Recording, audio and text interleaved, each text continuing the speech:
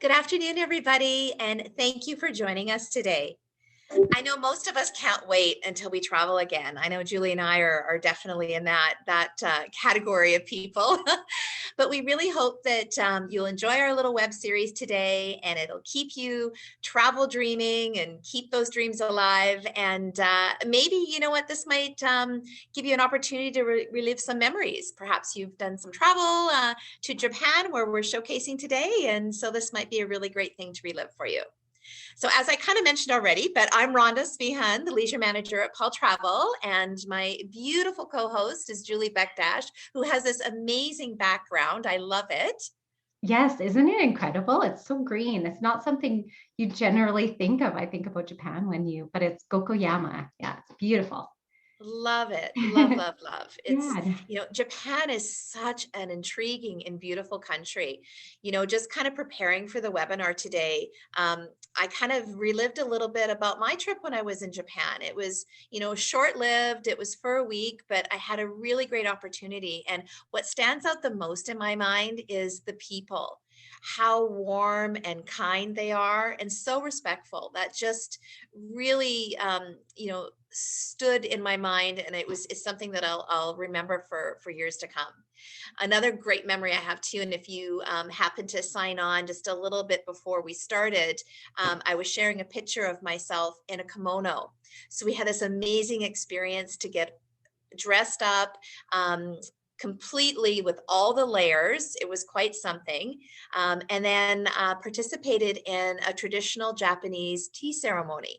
So it was just the highlight of my trip, and such amazing experience. So those are some of the cultural, traditional experiences that you will find in Japan. And I know our guest today will kind of go into a little more detail on that, but it was pretty cool. It's an amazing, amazing country to visit. So I hope you find today a great learning experience, and maybe you might think this will be a place that you want to join in and travel to. So just before we get started, and I release this over to Julie, you may be very familiar. I'm sure we've all had a lot of Zoom meetings by now, but any questions that you have, please put in the Q&A box. We will make sure that gets monitored throughout the presentation, and then at the end, we'll have all the answers for you. All of our webinars are being recorded, which they are today, of course. If you've missed any of our previous presentations, please visit our website. You'll find a whole list of them there. There might be something of interest to you, so visit paultravel.com/webinars to find them there. Now, next week, we're actually going to be visiting, or virtually visiting, I guess, an amazing destination, the Antarctic. And that's actually going to be with Lindblad Expedition Cruising. So that'll be May 6th. So please join us then. So Julie, I will turn this over to you, and you can introduce our wonderful guest for today. Thank you so much, Rhonda. And I have to say, you just look like a doll in that picture. I hope all of you got to see it.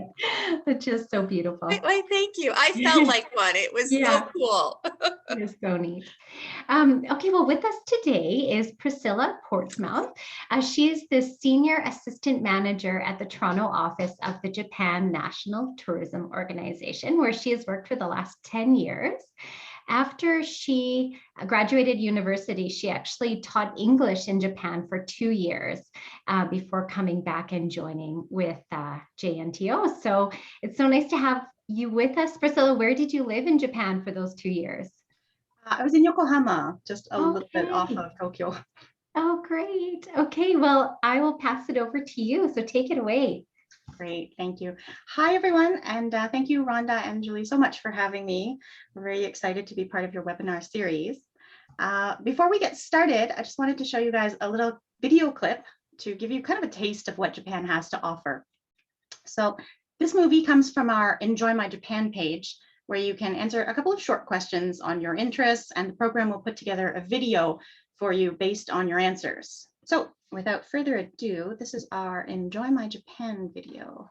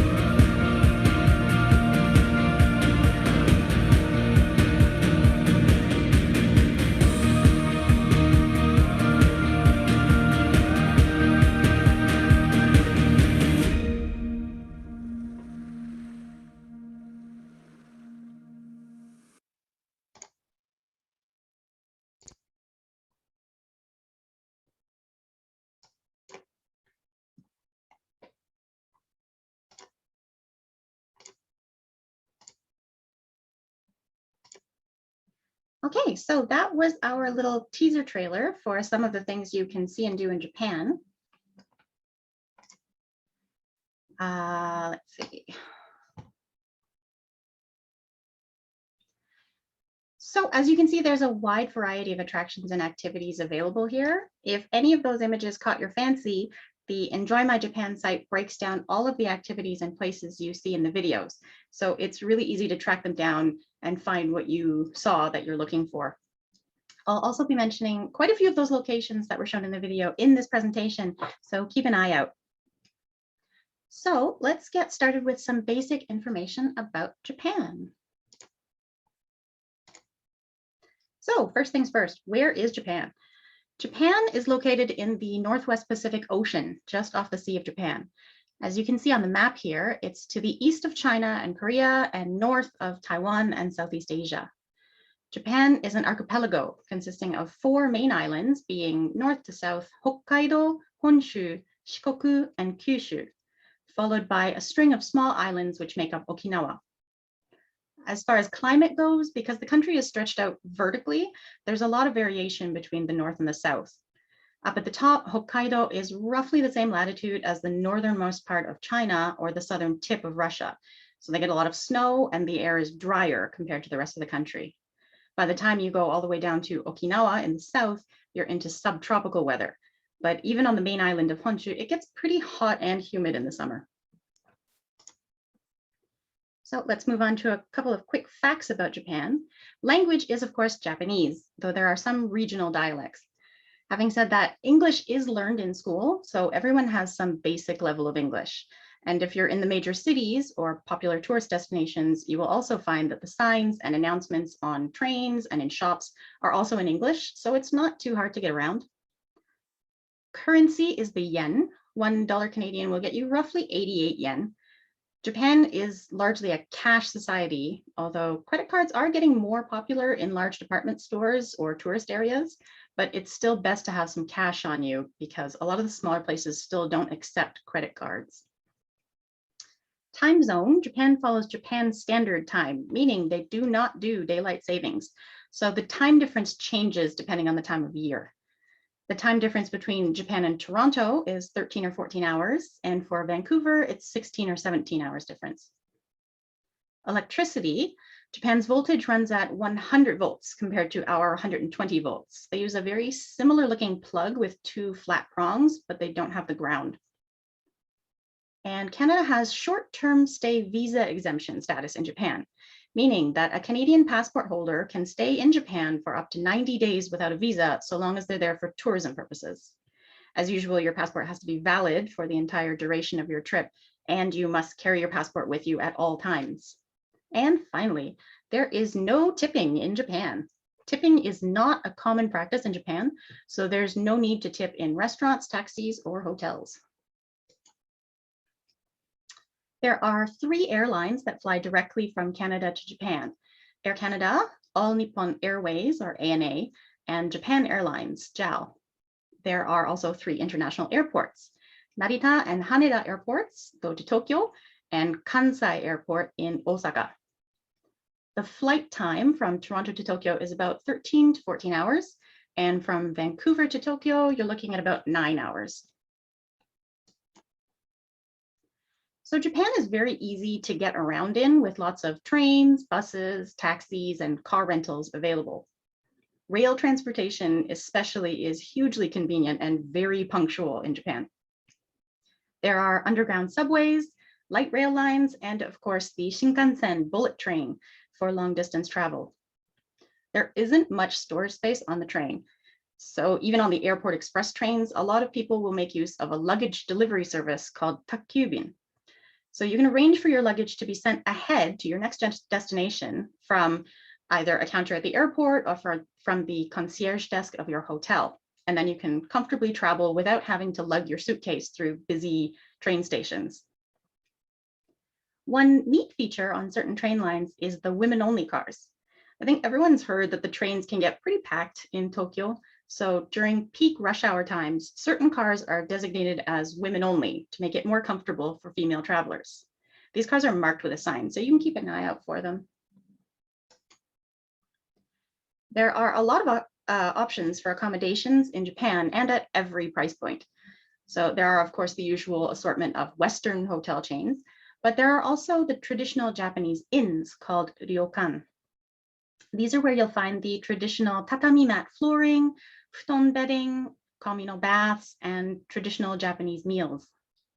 The inn usually provides a yukata robe and slippers, and it's common to wear them around the facility during your stay. If you're on a budget, business hotels are a practical and economical option. They're similar to a Western-style hotel, but more basic in features, since they mainly cater to business travelers. They can be found all across Japan and are usually close to a train station. A novelty type of accommodation you might have heard of is the capsule hotel, which was originally opened in Japan.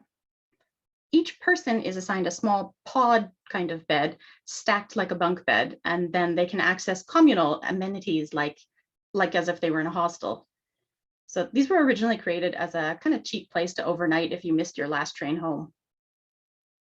Another unique experience is shukubo, or a temple stay. So some temples offer guest lodgings where you can participate in early morning meditation and eat the same vegetarian meals that the monks do. Since Japan is a volcanically active country, hot springs, or onsen, can be found all across the country, and they're a big attraction. There are several hot spring resort towns where you can sample all the different types of mineral baths, and onsen can be found indoors, outdoors, in most traditional inns, and even as little foot baths at rest stops. Cherry blossoms are another iconic but short-lived attraction, which people come from all over to experience. We've actually just finished cherry blossom season. So because the country stretches out over different climates, being very north to south, the blooms start in the south and move their way north over the successive weeks. Overall, you can say the cherry blossom season is from around the end of March to the beginning of April, but we have a more detailed cherry blossom forecast on our website if you want more accurate dates. Food is a big part of Japanese culture, and every region has its variations and its specialties.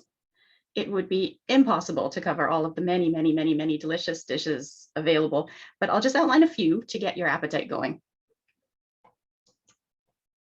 So sushi and sashimi, of course, are probably the most famous of the Japanese foods. Sushi refers to a combination of vinegar rice and a topping, which could be raw fish or egg, vegetables, or other seafood. Sashimi, on the other hand, is strictly fresh raw fish without rice. Sushi comes in all price points, but a fun way to enjoy sushi is the so-called conveyor belt sushi, kaiten sushi. The chefs place small plates of different sushi on a conveyor, and the customers pick off whichever dishes they want. Then the price is calculated by the color of the plate. So at the end, they just tally up how many plates you had in each color. You've also probably seen or had ramen, the noodle soup, which has really seen a boom in Canada over the last few years. There are many different types and, of course, regional varieties of ramen, but the basic types are shio, which is salt, shoyu, soy sauce, miso, and tonkotsu, which is a kind of creamy pork bone broth. The toppings often include slices of pork, seaweed, and a soft-boiled soy sauce egg. Tempura is simply any seafood, meat, or vegetable that has been coated in a thin batter and then deep fried at a very high heat to create a kind of light and crispy dish that's usually served with a light dipping sauce. Bento are packed meals, but in Japan, they can become edible works of art. Kids often get special bento decorated to look like cartoon characters, animals, or pictures. Bento are also readily available in convenience stores, department stores, and bento shops. They're even sold in rail stations, so you can purchase them for long distance trips and then eat them on the train. Matcha is all the rage these days, and you'll see it in everything from lattes to ice cream, but it's also the central focus of the Japanese tea ceremony. Matcha is made of specially grown green tea leaves that have been ground into a fine powder. There is a higher quality ceremonial grade matcha for tea ceremony and a lower quality culinary grade matcha. Sake, or Nihonshu, is Japan's traditional rice wine, which is served all over the country and in a multitude of different varieties. It's usually around 15% alcohol content and can be served chilled, warmed, or at room temperature, depending on the type and your personal preference. I'm sure most of you have heard of the famous Kobe beef, but there are actually many different types of Japanese Wagyu beef. Wagyu literally means Japanese beef and refers to 4 specific breeds of cattle which are raised in Japan. The cows are raised, bred, and graded according to very stringent guidelines, and the meat is very tender and rich and with a very high marbling content, as you can see. Kaiseki is the name for a traditional Japanese multi-course dinner. It's usually a set menu of small dishes made from local seasonal ingredients and then accompanied with rice and miso soup. You'll find these kinds of meals in traditional Japanese inns or in kaiseki restaurants. Japan has a number of hot pot meals for the winter called nabemono, which usually consists of a large pot in the middle of the table to be shared by a group of people. A few of the popular options are oden, which is ingredients like boiled eggs, daikon, radish, fish cakes in a light broth, sukiyaki, which is thinly sliced beef, tofu, vegetables, and noodles in a sweet soy sauce broth, and shabu shabu, which is thinly sliced meat and vegetables cooked in boiling water and then eaten with a dipping sauce. Okonomiyaki is a kind of savory pancake made by mixing chopped cabbage, flour, egg, and broth, and then adding meat and sauce on top. There are, of course, a lot of regional variations on this, including Hiroshima style, where they layer the ingredients and include noodles, or Tokyo style, monjayaki, which has a gooier texture to it. Another very satisfying batter-based dish is takoyaki, which are octopus balls. These are more of a type of street or festival food and consist of pieces of octopus surrounded by a ball of batter and then topped with a mix of sauce, mayonnaise, and bonito, similar to okonomiyaki. Another common street food is yakitori, chicken skewers made from different parts of chicken. These are sold on the street, during festivals, or in restaurants, and are very popular side dishes to go with beer. So now that we've got a general feel for the country and all the food, let's get into a more detailed look at the different regions of Japan, along with some of the things you can see and do there. So we'll start right up at the top in the northernmost part of Japan, which is the island of Hokkaido. I mentioned before that Hokkaido is on the same latitude as the southern tip of Russia, so it gets a lot of snow and the air is drier compared to the rest of Japan. It's a very rugged part of Japan and home to the indigenous Ainu people. Transportation is sparse outside of the cities, so a lot of people drive through here. Hokkaido is an island of unspoiled wilderness and a popular destination for skiing and snowboarding. With all of the snow in this region, there are some world-class powder skiing resorts here, like Niseko, Rusutsu, and Furano. Hokkaido is also famous for having excellent seafood, and they are especially well known for the huge king crabs. The main city in Hokkaido is Sapporo, which you may recognize as the home of Sapporo beer. Sapporo is also famous for the annual Sapporo Snow Festival, which is held in February. So during the festival, hundreds of snow and ice sculptures line Odori Park, some of which are huge, impressive masterpieces the size of buildings like this one here. So just south of Hokkaido, the Tohoku region is more developed than Hokkaido, but still quite a beautiful rural area. It consists of 6 prefectures, which are listed here. The Aomori Nebuta Festival is one of the biggest events in Tohoku. So massive paper mache floats of mythical and historical figures are paraded through Aomori City, accompanied by large groups of taiko drummers, flutes, and dancers, and ending with a huge fireworks display. The festival is held in August, but if you can't make it for the festival, there is a museum dedicated to the Nebuta Festival called Nebuta no Ie Warase, where you can get a taste of the festivities at any time of the year. Tanabata, the Star Festival, is a popular summer festival throughout Japan, and the largest one is held in Sendai City. The festival celebrates the ancient Chinese legend about star-crossed lovers who can only meet once a year.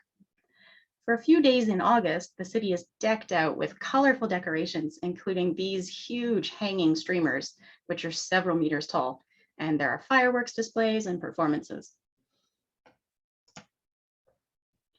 Miyagi and Yamagata prefectures are known for so-called snow monsters in the winter.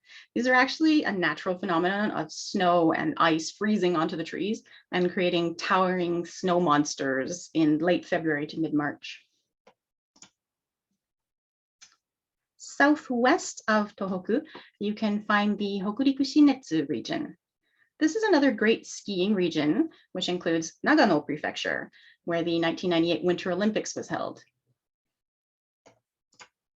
The first image here is one of the many UNESCO World Heritage Sites in Japan, and you may remember from Julie's background. So these old-fashioned gashozukuri style houses have very steep thatched roofs built to handle the heavy snowfalls in this region. They're preserved in two areas, Kokayama, which is here in the Hokuriku Shinetsu region, and Shirakawa-go, which is in the neighboring Tokai region to the south. Next, we have the huge snow walls of the Tateyama-Kurobe Alpine Route, which passes through the Japan Alps. The snow corridor gets up to 18 meters tall. This route has really spectacular views of the Tateyama mountain range, which is part of a national park. One of the most famous gardens is Kenrokuen. It features all of the traditional hallmarks of a Japanese garden, but its trademarks are the unusual two-legged stone lantern, which you can see in the forefront there, and the conical support ropes around the trees in the background there, which keep the trees from breaking under heavy snowfalls in the winter. As you can tell, this region gets a lot of snow. And one of the benefits of this is the snow melts of pure water that go into the rice fields. Niigata Prefecture in the upper part of the region makes good use of this and is famous for producing some of the best rice and sake in all of Japan. Finally, I've already mentioned Nagano as the site of the Olympics, but it's also well known for its snow monkeys, which like to come down from the mountains to relax in the natural hot springs. Jigokudani Monkey Park is a great place to watch them playing around and relaxing in the water. So if we shift east, we slide into the Kanto region. This is a region some of you may be more familiar with as we get into the bigger cities here, including Tokyo and Yokohama. Both Narita and Haneda airports are located in Kanto region. So there's a good chance you'll be landing here. Japan's Disney resorts, Tokyo Disneyland and Disney Sea, are here as well. Yokohama is a vibrant modern port city and a great place to station yourself for day trips. It's home to the largest Chinatown in Japan and has a great variety of cuisine and shopping. Families might also enjoy a trip to the Shin Yokohama Ramen Museum, where you can learn about ramen history, take a noodle making class, and sample ramen from all over Japan. Very close to Yokohama, Kamakura is one of the former capitals of Japan and full of shrines and temples. Its most famous landmark is an 11-meter tall bronze Buddha statue, which is the second largest seated Buddha in the country. Hakone is a hot spring resort town, which is another easy day trip, although many people prefer to stay in a traditional inn and overnight there. It's a really popular getaway destination for Tokyoites and has great views of Mount Fuji. Another day trip option is Nikko, which is another World Heritage Site. The shrines and temples of Nikko consist of 103 buildings spread out over 3 complexes. The most impressive of these is Toshogu Shrine, which is the mausoleum of Tokugawa Ieyasu, the founder of the Tokugawa shogunate. Of course, we couldn't leave the Kanto region without talking about the world-famous capital, Tokyo. Tokyo is a huge melting pot of everything modern and traditional all rolled into one. We'll just briefly touch on a few of the highlights to whet your appetite. So Tokyo Station is in the Marunouchi district, and the area is a prime example of Tokyo's traditional and modern fusion. There are huge skyscrapers, fine dining, and shopping next to the moats and thick stone walls of the Imperial Palace and the Palace Gardens. Tours of the Imperial Palace are held on most days, and if you happen to be in Tokyo on January 2nd, the palace gates are opened for the Emperor's New Year's greeting. Asakusa is another great contrast of new and old. Sensoji Temple is one of the most popular attractions in Tokyo, characterized by that huge lantern at the entrance gate, which you can see here. There's a long walk up a series of shopping streets selling street food and souvenirs, all leading up to the temple itself and the iconic 5-tiered pagoda. Within view of that temple is the tallest structure in Japan, the Tokyo Sky Tree, which opened in 2012. It stands 634 meters high, has 2 public viewing decks, and a 110-meter-long glass floor. On the modern side of Tokyo, Ginza offers the best of fine dining and luxury brand shopping. Shinjuku is a mecca for shopping, eating, and entertainment with a bustling nightlife and the busiest train station in the world. And Shibuya is the home of the famous Scramble Crossing and the statue of Hachiko, a very famous and well-loved dog whose story was adapted into an American film in 2009, also called Hachiko, if anyone remembers. Other iconic landmarks in Tokyo include Tokyo Tower, which used to be the tallest structure until it was surpassed by the Sky Tree, and Rainbow Bridge, which connects to Odaiba and is named for the multicolored lights that illuminate it at night. There are many more attractions to list in Tokyo that we do not have time to cover here. So suffice it to say, you could spend weeks in Tokyo alone and never run out of things to do. So our next region is south of Kanto and Hokuriku Shinetsu, which is the Tokai region. This is where you'll find Japan's most recognizable landmark, Mount Fuji. Mount Fuji straddles 2 prefectures, Shizuoka and Yamanashi. It's the highest mountain in Japan at 3,776 meters tall and can be seen even from Tokyo on a clear day. Hiking the mountain is quite popular, and there are 4 trails leading to the summit. Climbing season is in July and August, and it's a relatively easy climb. A lot of hikers choose to overnight in a mountain lodge near the top in order to watch the sunrise from the summit. Around Mount Fuji, you can find the Fuji 5 lakes, which are very popular for outdoor recreation. In the spring, the fields are covered in small pink flowers called shibazakura, which makes them a very popular spot for strolling. There are also a lot of tea plantations in the area, and Shizuoka Prefecture is the largest producer of Japanese green tea. You can tour the plantations, learn about the tea making process, and of course, enjoy tasting the various types of Japanese tea.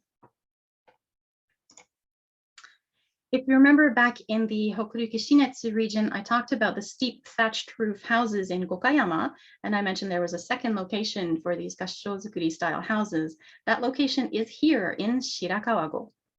You can see there in the picture how much snow they get, since the lower half of the house is completely covered. I also mentioned back in the food section that there are many different types of Wagyu, Japanese beef. Another famous Wagyu is in Mie Prefecture called Matsusaka beef. So to the west, we move into another region you may be more familiar with, Kansai. This is where you'll find another former capital, Kyoto, as well as Osaka and Kobe. This is also the location of the 3rd international airport, Kansai International Airport in Osaka. So Osaka is about a 2.5-hour ride from Tokyo on the Shinkansen bullet train, and a great place to park yourself while you explore the Kansai region. It's a more laid-back city compared to Tokyo, with lots of great food, shopping, and nightlife. One of Osaka's iconic locations is the Dotonbori Entertainment District, which runs along a canal and is lined with illuminated signboards. A short jump from Osaka is the city of Nara, a former capital before it was moved to Kyoto. Nara is filled with UNESCO temples, shrines, and ruins, but it's probably best known for the deer that roam the grounds looking for handouts of special deer crackers that are sold everywhere. Kobe is, of course, internationally recognized for Kobe beef, but it's also a beautiful port city within easy day trip distance of Osaka. It was one of the first ports to open for international trade and consequently has a unique history and distinct architecture. An area you may not have heard of is Koyasan, a large Buddhist temple settlement in the mountains of Wakayama Prefecture. There are over 100 temples scattered throughout the grounds. Koyasan is an ideal place to experience a range of activities like meditation, sutra copying, and shukubo, the overnight temple stays, which I mentioned in the accommodation section.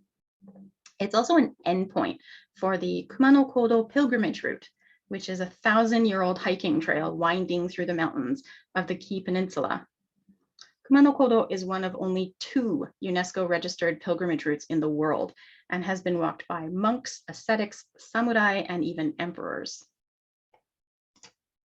That brings us to the most famous place in Kansai region, Kyoto. Kyoto is the heart of tradition and culture in Japan, famous for its old world atmosphere and charm. It's chock full of famous temples, gardens, and traditional wooden houses. These are a handful of the iconic landmarks. Kiyomizudera, the Temple of Pure Water Springs, which is perched on top of a small mountain. It's easily recognized by the wooden viewing deck, which is supported by a huge lattice framework. Fushimi Inari Taisha is one of the many shrines dedicated to the Shinto deity of foxes, agriculture, and prosperity.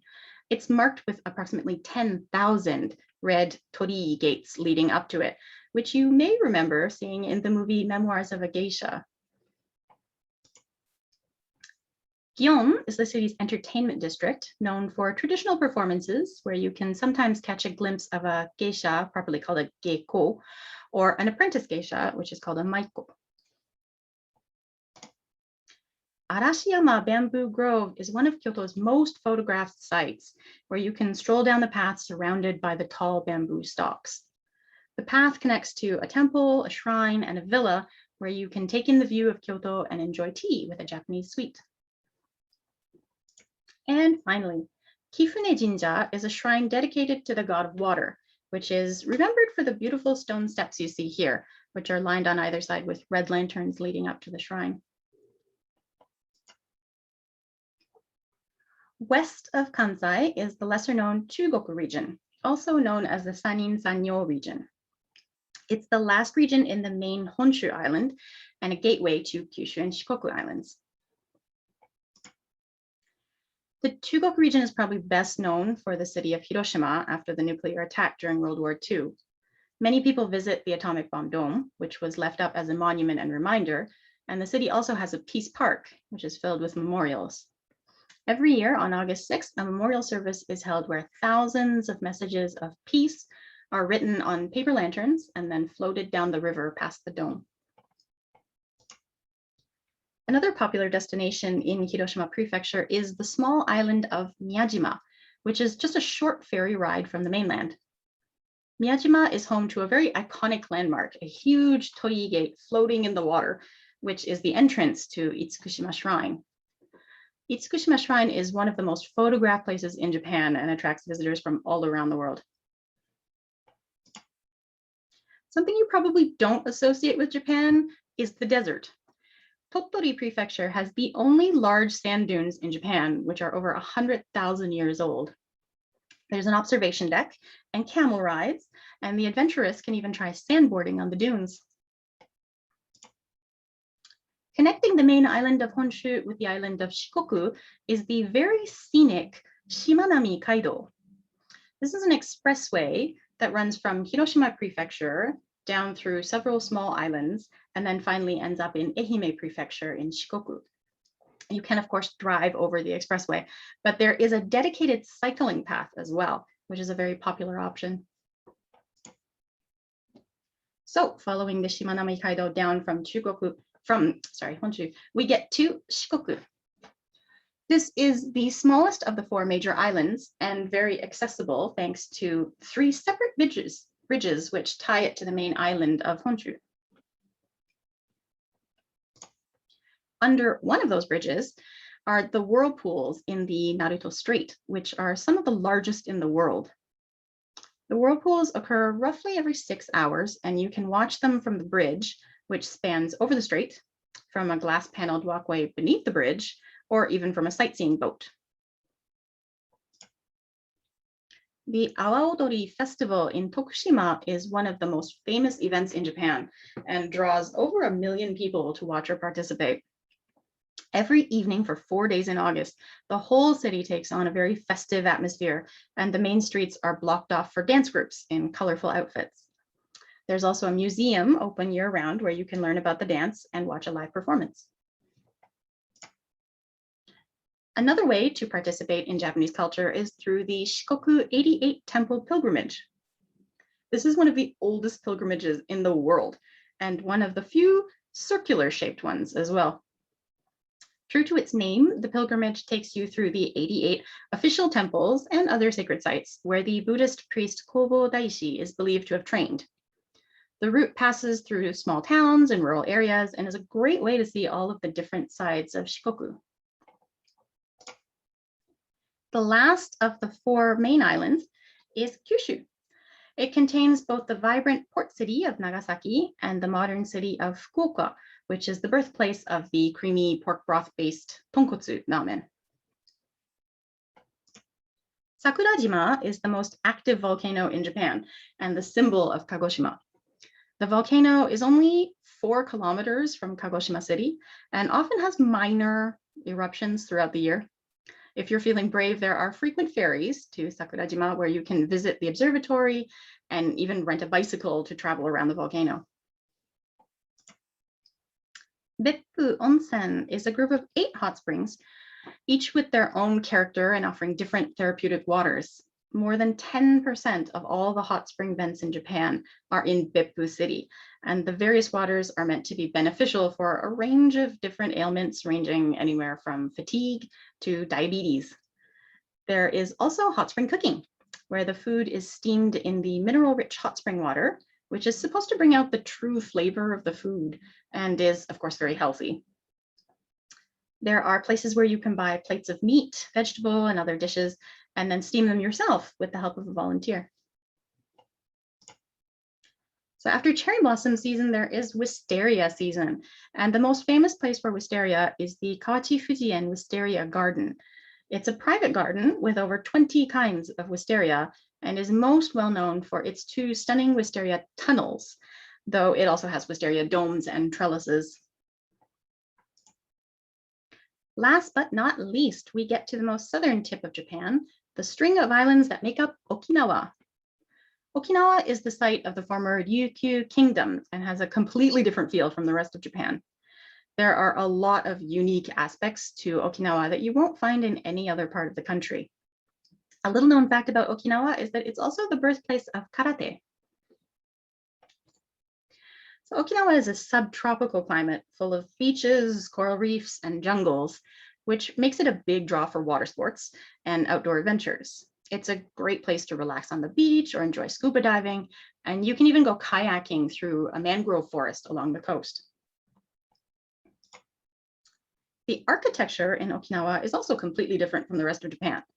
The houses have red roof tiles attached with plaster and are surrounded with stone walls made of coral and limestone in order to withstand typhoons. Some places offer tours on carts drawn by a water buffalo, and there's also a crossing between Iriomote Island and the Yubu Island where you can take a water buffalo cart across at low tide. One of the cultural icons characteristic of Okinawa is the shisa, a guardian beast from Okinawan folklore, kind of similar to the guardian lions of China. Shisa statues are meant to ward off evil spirits and can be found everywhere in Okinawa, especially on roofs and gateposts. Another big difference between Okinawa and the rest of Japan is the traditional clothing. You're probably pretty familiar with the look of a kimono, but in Okinawa, the traditional costume is called a ryuso. Kimono are quite tight and heavy, which is impractical in Okinawa's subtropical climate. So instead, they have a thin waistband and very loose cuffs for more air circulation. The materials are also very bright and cheerful. These days, yuso are mainly worn on special occasions, like in traditional Okinawan dance performances or at weddings. And that's my presentation for today. I hope you found it helpful and that it gives you something to dream about and look forward to once travel restrictions are lifted. If you'd like to stay up to date with us, please visit our website at www.japan.travel/en/ca. You can sign up for our online newsletter or see the latest updates on our What's New page. And of course, you can follow us on any of our social media channels, which are listed here. We also maintain a coronavirus advisory information page, which is updated frequently with the current situation in Japan. So you can check that out too if you're interested. Thanks, Priscilla. That was an excellent, very informative presentation. And I don't know about anyone else, but I'm hungry after that. Oh, that was fabulous.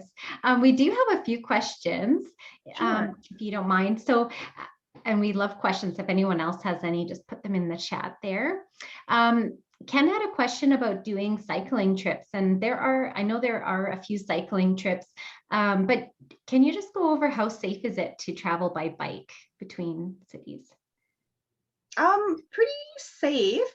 A lot of people will do cycling. Well, for one, I mentioned the Shimanami Kaido. So I don't think you can really see it in the picture, but they have the expressway, the main expressway where all the cars go, and then it's a separated path just for the bikes themselves. So you're not in traffic with the rest of the cars and everything. You are in a separated lane for that.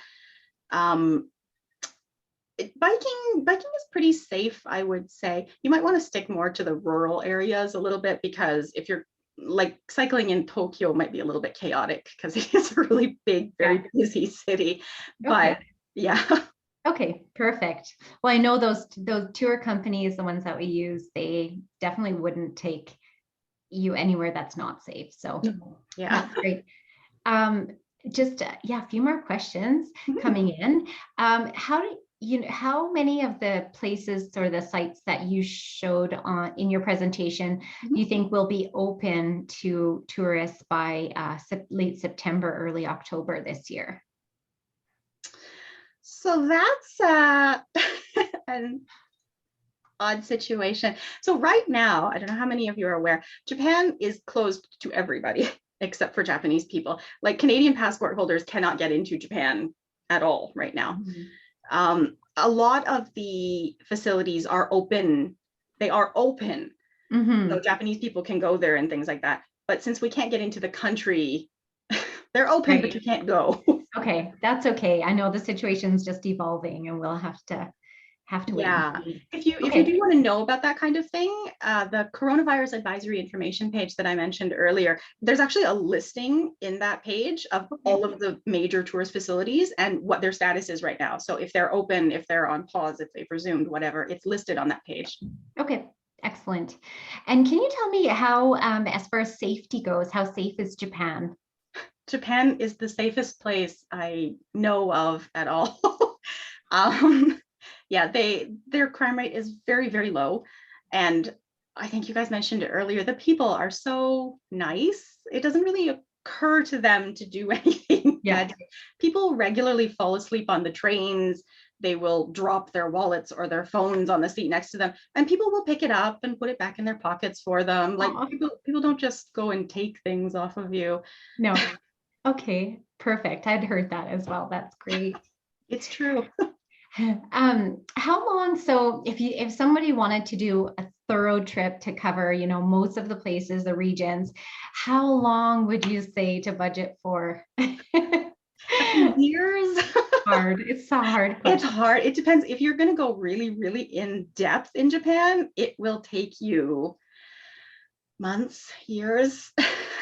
You kind of have to go region by region, because like I said, even Tokyo itself, you can spend weeks in Tokyo going bit by bit by bit, and there's always something around, and every region is different. Every region has its own specialty and its own attractions. What I covered here is like really, really bare minimum, kind of scratch the surface type of stuff. There's too much. Yeah, you might need to go back a few times for different festivals and then different seasons. How far in advance would you recommend booking for if somebody wanted to visit during cherry blossom season? How far in advance would they need to book? As early as possible. Cherry blossom season, especially, things book up fast. So you're going to have trouble finding accommodations, especially during that period. Okay. Yeah, as soon as you realize you're going to Japan and you've picked your flights and everything, I would start booking things. Okay. Maybe like a year in advance, 11 months kind of thing. Sure. Yeah. If you have that much time, yes. Okay. Perfect. And then Verna has a question about visiting Japan on a cruise. And definitely that is such a nice way also to see Japan, because you're, unpack, you're staying in one spot, one accommodations, but you get to visit so much of Japan. So that is an excellent way to see the country for sure. Comfortable, yeah. Rhonda, did I miss any questions? No, you've got them all. No, you did a good job, and thank you, Priscilla. It was absolutely lovely. And to Verna, actually, that's how I saw Japan. I did it with a cruise line, and it was a beautiful way to experience the country. Definitely. Yeah. And Elizabeth, great question as well. It's a good option as well, because Japan is so well connected to stay in one spot. You can do day trips easily out of the city, so you don't have to be moving every night or every 2 nights. That's a really great idea as well. Yeah. Good. I think that's everything. I can't think of anything else. I don't have any more questions, but if we do, we know how to find you. And anyone that has questions, they can also ask us or anyone at Paul Travel as well. So thank you so much for your time. Thank you all of our friends and family and clients who joined us today for your time. We're so grateful. We love seeing your names week after week. So I hope to see you again next week. Have a great evening, everybody, and take care. Stay safe. Bye-bye. Good night. Bye. Bye.